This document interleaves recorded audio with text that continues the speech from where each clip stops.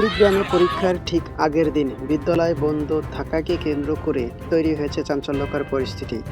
স্কুলের শিক্ষক শিক্ষার্থীদের স্বাভাবিক পরিস্থিতির বদলে দেখা গেছে ভিন্ন এক দৃশ্য। ছোট্ট ছোট্ট শিশুদের হাতে লাঠিসোঁটা, এমন দৃশ্য দেখে স্থানীয়দের মধ্যেও তৈরি হয়েছে উদ্বেগ।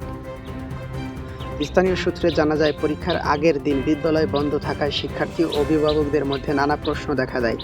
এক পর্যায়ে কয়েকজন শিশু লাঠিসোঁটা হাতে বিদ্যালয়ের সামনে এসে অবস্থান নেয়। তবে প্রশ্ন উঠেছে, পরীক্ষার ঠিক আগের দিন কেন বিদ্যালয় কার্যক্রম বন্ধ ছিল, আর কি পরিস্থিতিতে ছোট শিশুদের হাতেই বা লাঠিসোঁটা উঠল। ঘটনাটি ঘিরে এলাকার নানা আলোচনা শুরু হয়েছে। শিক্ষার্থীদের নিরাপত্তা এবং শিক্ষা প্রতিষ্ঠানের পরিবেশ নিয়ে উদ্বেগ প্রকাশ করেছে স্থানীয়রা। বিশ্লেষকদের মতে, শিশুদের হাতে লাঠিসোঁটা থাকা কোনোভাবেই স্বাভাবিক দৃশ্য নয়।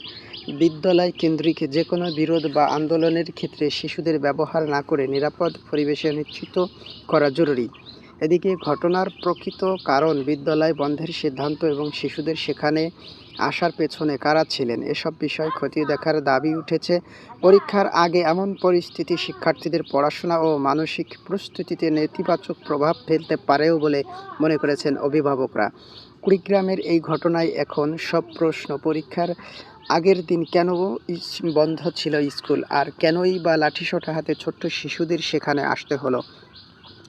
ঘটনাটি সুষ্ঠু তদন্তের মাধ্যমে প্রকৃত কারণ বের করা, প্রয়োজনীয় ব্যবস্থা নেওয়ার দাবি জানিয়েছে স্থানীয়রা। ঘটনাটি ঘটেছে কুড়িগ্রাম সদর উপজেলার যাত্রাপুর ইউনিয়নের জুলকাচর খেওয়ার আগলাচর সরকারি প্রাথমিক বিদ্যালয়ে।